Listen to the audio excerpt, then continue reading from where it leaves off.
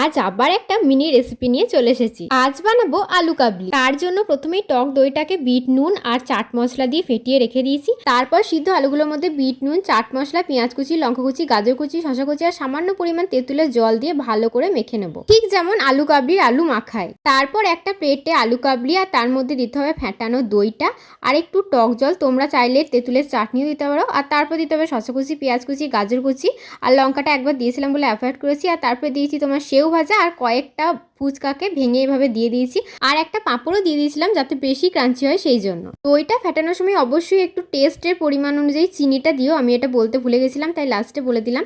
আর তারপরে আবার দই আর উপর থেকে একটু সস দিয়ে দিয়েছিলাম। ব্যাস, একদম রেডি হয়ে গেছে আমাদের আলু কাবলি।